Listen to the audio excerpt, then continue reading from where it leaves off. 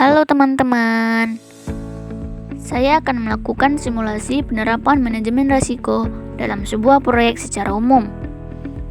Dalam setiap proyek, baik proyek bisnis, konstruksi, maupun kegiatan organisasi, selalu terdapat ketidakpastian yang berpotensi menghambat pencapaian tujuan. Ketidakpastian tersebut disebut sebagai risiko. Oleh karena itu, manajemen risiko diperlukan agar proyek dapat berjalan sesuai dengan target, waktu, biaya, dan kualitas yang telah direncanakan. Langkah pertama dalam manajemen risiko adalah identifikasi risiko. Dalam simulasi ini, saya mengidentifikasi beberapa risiko umum yang sering terjadi dalam proyek, yaitu yang pertama, ada keterlambatan penyelesaian pekerjaan, yang kedua, pembengkakan biaya proyek, yang ketiga, kurangnya koordinasi dan komunikasi antar tim, baru yang terakhir, ada perubahan kebutuhan dari pihak terkait.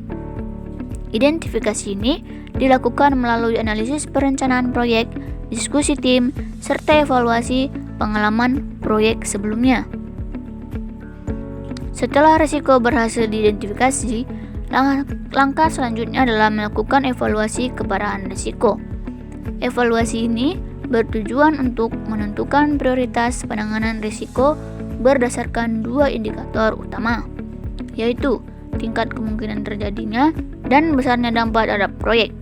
Saya menggunakan pendekatan matriks risiko untuk mengklasifikasikan setiap risiko ke dalam kategori rendah, sedang, atau tinggi. Hasil evaluasi menunjukkan bahwa risiko keterlambatan proyek berada pada kategori tinggi karena memiliki kemungkinan dan dampak yang signifikan.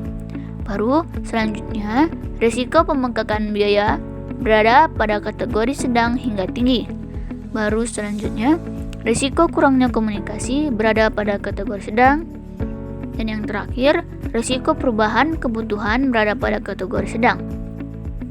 Dengan analisis ini, saya dapat menentukan bahwa risiko keterlambatan menjadi prioritas utama untuk dimitigasi terlebih dahulu. Langkah selanjutnya adalah menyusun strategi mitigasi risiko. Untuk mengurangi risiko keterlambatan, saya menetapkan jadwal kerja yang realistis serta melakukan pembagian tugas secara jelas. Untuk mencegah pembengkakan biaya, dilakukan penyusunan anggaran secara rinci dan penyediaan dana cadangan. Sedangkan untuk meningkatkan komunikasi tim, dijadwalkan rapat rutin dan menggunakan media komunikasi yang efektif. Strategi ini bertujuan untuk meminimalkan dampak risiko sebelum benar-benar terjadi. Langkah terakhir adalah monitoring dan komunikasi risiko. Monitoring dilakukan secara berkala untuk memastikan bahwa proyek tetap berjalan sesuai dengan rencana. Evaluasi progres, anggaran, serta kinerja tim dilakukan secara rutin.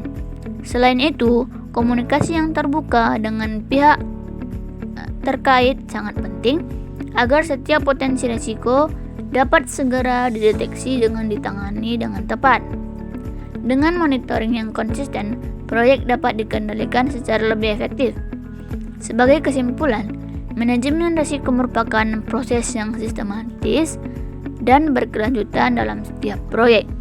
Melalui tahapan identifikasi, evaluasi, mitigasi, serta monitoring dan komunikasi yang baik, risiko dapat dikendalikan sehingga peluang keberhasilan proyek menjadi lebih besar.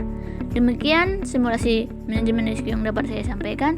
Terima kasih, bye-bye.